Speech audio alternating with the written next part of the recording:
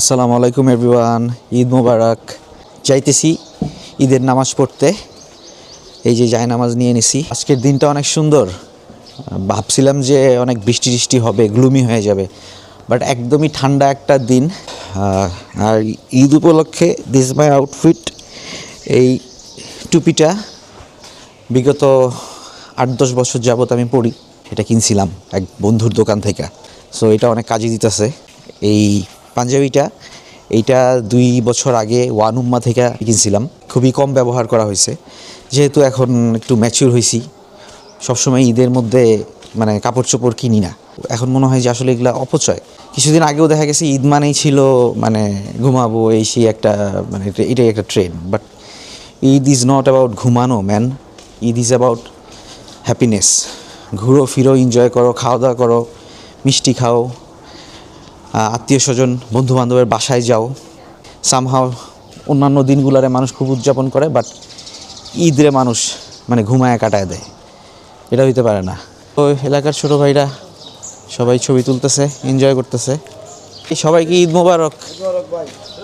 কেন্দ্রীয় যে ঈদগাহ মাঠের ঈদের নামাজ সেটা মিস করছি। একদমই মানুষ নাই, সবাই আসলে ঈদগাহ মাঠে চলে গেছে। সো আমার ভাগ্যটা ভালো, অ্যান্ড আই ওয়াজ রং। ব্যাপারটা হচ্ছে যে একটা ঈদের নামাজ হচ্ছে ঈদগাহ মাঠে 8টায়, আর একটা হচ্ছে 9টায়। সো আমি 8টারটা মিস করে ফেলছি, 9টারটায় জয়েন করব। তো এখন যাইতেছি। এই যে একটা অটো পাইছি, পুরো রাস্তা খালি, এর মধ্যে একটা অটো পাইছি, ওয়েট করতেছি আরও প্যাসেঞ্জারের জন্য। ঈদের দিনে ঈদগাহ মাঠে যাওয়ার আগে একটা সুন্নাহ হচ্ছে যে মিষ্টি মুখে ঈদগাহ মাঠে যাওয়া। সো আমি জাস্ট হচ্ছে যে মিষ্টি হিসেবে এই যে খেজুর, দ্য বেস্ট ওয়ান নিয়ে আসছি, যেটা সব কিছুর থেকে ভালো। বিসমিল্লাহ বলতে ভুলে গেছি, বিসমিল্লাহ। অটোওয়ালা ভাইয়ের মন খারাপ, আমি ছাড়া কোনো প্যাসেঞ্জার নাই। মন খারাপ, এটাই আপনার তকদির। তো অটোওয়ালা ভাই মোটামুটি কিছুটা খুশি, কিছু প্যাসেঞ্জার উঠছে। আমিও গিলটি ফিল করতেছিলাম যে আমি তারা একা নিয়ে আসছি। তো এখন কয়েকজন উঠা রিলিজ। 20 টাকা কেমনে? 10 টাকা করে, এখান থেকে তো 10 টাকা করে আছে। 5 টাকা দিয়ে শুরু করলাম, বিসমিল্লাহ। প্রথম নামাজের মোনাজাত চলতেছে, মোনাজাত ধরছে। নামাজ শেষ হয়ে গেছে। Huge crowd. এটা জাস্ট হচ্ছে একটা কর্নার, পুরো রোড জুড়া মুসল্লিরা বসে আছে। মোনাজাত শেষ হয়ে গেছে, এখন ঝাঁকে ঝাঁকে বেরোবে। আমি ভেতরে ঢোকার চেষ্টা করি। এই ভাই কাঁথা মুড়ি দিয়ে শুয়ে রয়েছে। এখন ঢুকতে পারবো না, প্রচুর পরিমাণে ক্রাউড। এটা হচ্ছে ঈদগাহ মাঠের পেছনের দিকে পুকুর পাড়। আর চতুর্দিকে দেখি, জুম করে দেখানোর চেষ্টা করি, মানুষ আর মানুষ। সো আমি এই দেয়াল টপকে পিছন দিয়া ভেতরে ঢুকে পড়ছি। এখন আসি ঈদগাহ পুকুর পাড়ে। পুরা পুকুর পাড়ের চতুর্দিক জুড়ে মানুষজন সেলফি তুলতেছে, কোলাকুলি করতেছে। ঈদের দিন একটা ব্লগ করতেছি, প্রথম জামারটা মিস করলাম। হ্যাঁ, কপাল। এত সুন্দর একটা এরিয়া, প্রচুর গাছ লাগানো এবং পাড় বাঁধানো পুকুর। এই যে পুকুরটা, পুকুরের চতুর্দিকে মানুষজন।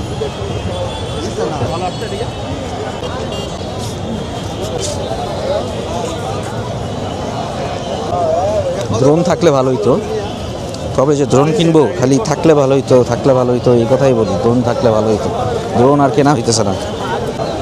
ড্রোন কেনার থেকেও ইম্পর্টেন্ট কাজ ছিল আমার। সো টাকা পয়সা অন্য দিয়ে খরচ করে ফেলাইছি, পরে কেনা যাবে। তো this is the best part of Eid, যে ঈদের নামাজের পর সবার সাথে মুসাফা, মেমোরিজ শেয়ার করা, ছবি তোলা। আমি এখন আছি ঈদগাহ মাঠের মাঝখানে, চতুর্দিকে মানুষ, সবার নামাজ পড়া শেষ। অল্প কিছু মানুষ আছে আমার মতো, 2 চোখ যেদিকে যেতেছে আমার, জাস্ট হচ্ছে মানুষ, মাশাআল্লাহ। আর ওইটা হইল ঈদগাহ জামে মসজিদ। আমাদের স্কুলে স্পোর্টস ডের সময় এরকম পতাকা টানানো, এরকম রশি টানানো থাকতো, এরকম ফুলের মতো করে। আজকে ঈদগাহ মাঠে দেখতেছি, গ্রেট। এই 2 জনের ছবি তুলে দিল। This is the best part of Eid. জামাতে বসার জন্য এরকম স্লটে স্লটে ঢালাই করা, সুন্দর একটা ব্যবস্থাপনা, এবং এটারে ঈদের জামাতের উপর বেস করে পরিষ্কার করা হয়। কিন্তু দেখা যায় যে এই মাঝখানে মাঝখানে ঘাস জমে যায়, এগুলা গত 1-2 দিনে পরিষ্কার করছে। একদম মসজিদের কাছাকাছি চলে আসছি, দ্বিতীয় জামাতের জন্য মানুষজন সামনে বসে গেছে। আমিও বসবো, কিন্তু আগে একটু ব্লগ টক করে নিই।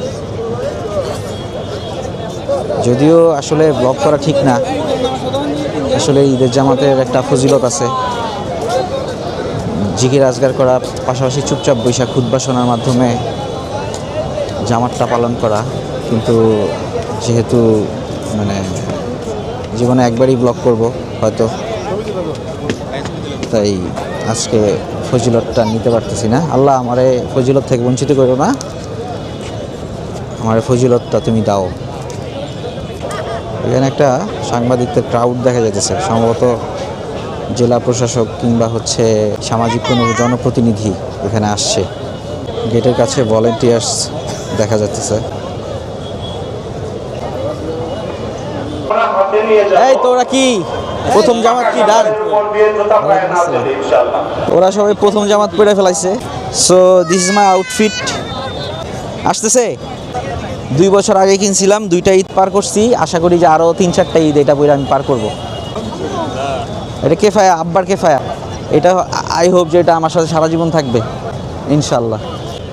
মাইক ব্যবস্থাপনা এইখানে 3-4টা, সামনে 3-4টা, এভাবে সিরিয়ালি। ঈদগাহ মিম্বরটা, এখান থেকেই ইমাম সাহেব খুতবা করে। আলহামদুলিল্লাহ। দ্বিতীয় জামাতেও দেখেন কি পরিমাণ মানুষ।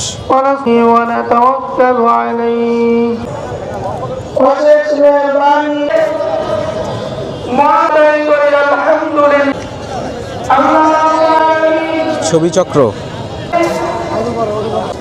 এটা হচ্ছে ঈদগাহ পুকুর ঘাট, অনেকে এখানে মজু করতেছে। Beautiful Eidgah, one of the best Eidgah of Bangladesh, the three stooges. So দ্বিতীয় জামাত এখন শুরু হয়ে যেতেছে, সবাই কাতারে দাঁড়ায় গেছে। সো আমিও দাঁড়ায় যাই।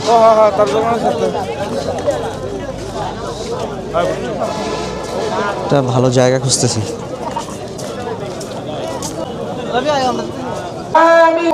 সাকসেসফুলি ঈদুল ফিতরের জামাত শেষ করলাম।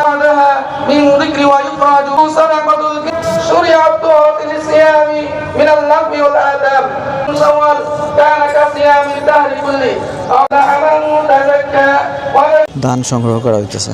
الله أكبر ولله الحمد. عن كمثله شيء بدعاء الخير إن الله تعالى أنفسكم بالتوبة وبامتثال السنة رضوان الله تعالى عليهم أجمعين والفحشاء والمنكر والبغي. الله أكبر الله أكبر لا إله إلا الله والله أكبر الله أكبر ولله الحمد. জামাত শেষ, এখন বের হয়ে যাব, সবাই বের হয়ে যাইতেছে। গুড়ি গুড়ি বৃষ্টি পড়তেছে, ভাগ্য ভালো যে মানে সকাল থেকে বৃষ্টিটা পড়ে নাই। তবে আজকে দিনটা অনেক ভালো থাকবে বোঝা যাইতেছে। গুড়ি গুড়ি বৃষ্টি হলেও পরে ঠিক হয়ে যাবে ইনশাল্লাহ। চতুর্দিকে দ্য বিউটি অফ ঈদগাহ।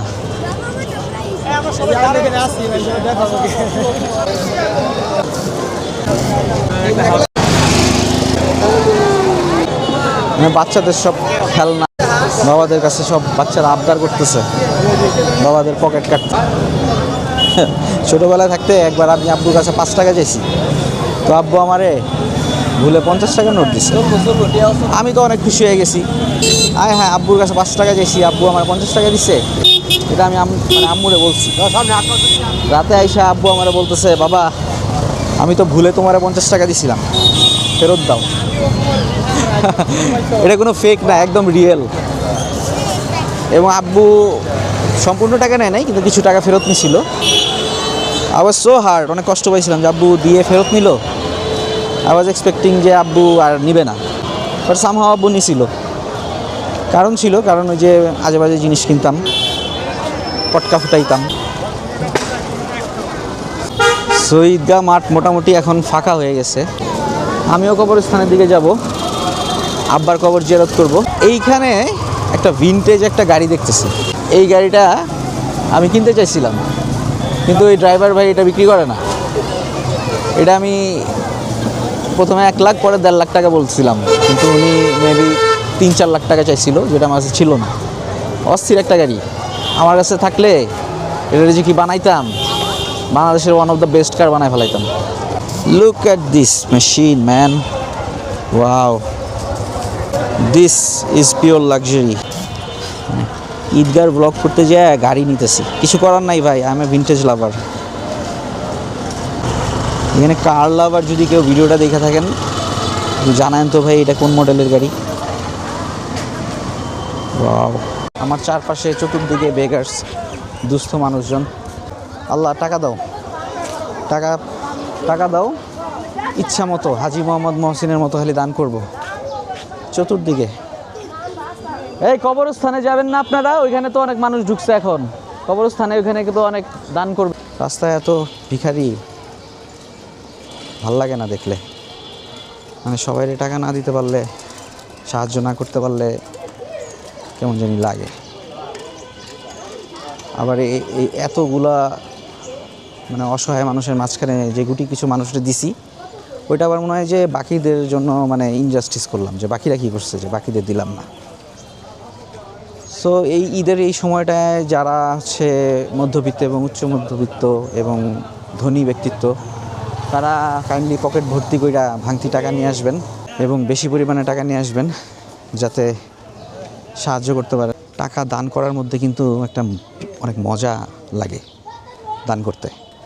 মানে যখন মনে হয় যে দান করতেছি, সাহায্য করতেছি, এই ব্যক্তিগুলো খুশি হইতেছে, তাদের কাজে দিবে, উপকারে দিবে, এবং হচ্ছে আলটিমেটলি হচ্ছে আল্লাহরে খুশি করার জন্য দান করতেছি। আল্লাহ খুশি হবে এবং আল্লাহ খুশি হয়ে আমার দুনিয়াতে আরও বাড়ায় দিবে, আবার আখেরাতেও বাড়ায় দিবে। What a scheme man, best scheme. আল্লাহর স্কিমগুলো এইরকম, মানে অস্থির জোস। মানে তুমি দাও, তাহলে আমি আরও তোমার দিব। কেউ দেখবেন যে মানে আপনি দিতেছেন, দেবেন সে আরও বেশি দিবে, দিলে এরকম কোনো অফার নাই। আর আল্লাহর অফারগুলো কিন্তু সব এরকম, আল্লাহর উপর ভরসা রাখতে হবে। আর আমি দেখছি যে আল্লাহ দেয়, হ্যাঁ, এটা মানে প্রচুর দেয় আল্লাহ। আপনি দান করবেন, আপনি আল্লাহর জন্য কিছু একটা স্যাক্রিফাইস করবেন, আল্লাহ দেখবেন যে আপনারা এটা দিয়ে দিবে, এটা প্রতিদান দিয়ে দিবে আপনাকে। ভাই ভালো আছেন? সো এই তো দান করতে মন চায়, প্রচুর টাকা দরকার, দান করলে অনেক মজা লাগে, নেশার মতো, খালি দান করতে মন চায়। আল্লাহ টাকা দাও, আল্লাহ টাকা দাও, আল্লাহ টাকা দাও। লোভী বানায়ও না, স্বার্থপর বানায়ও না, টাকা দাও যাতে দান করতে পারি, মানুষ দিতে পারি। সিরিয়ালি বসে আছে, এই ঈদের উসিলে আল্লাহ তাআলা তাদের সাহায্য সহযোগিতা করতেছে। এটা ঈদের একটা সৌন্দর্য। আসসালামু আলাইকুম আহলাল কুবুর, আসসালামু আলাইকুম আহলাল কুবুর। সো ঢুকে পড়ছি কবরস্থানে। কবরস্থানটা অনেক সুন্দর।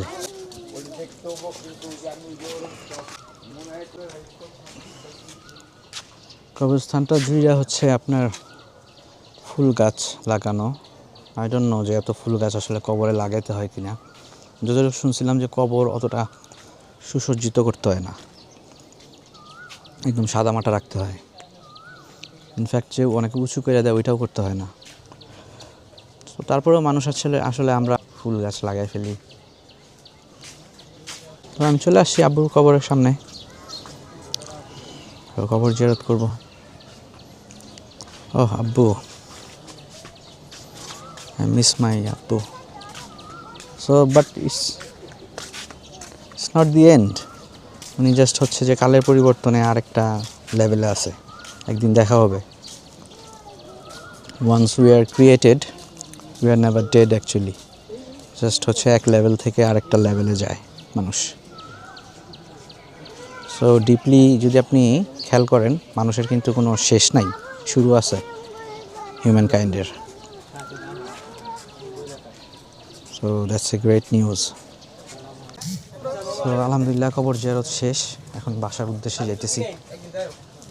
সো একটা সময় আব্বার জন্য অনেক খারাপ লাগতো, বাট এখন কম লাগে, বিকজ হচ্ছে যে আমি জানি যে সে আল্লাহর জন্য অনেক কাজ করছে এবং কিছু সাইন আছে ইসলামে যে যারা সাকসেসফুল হবে।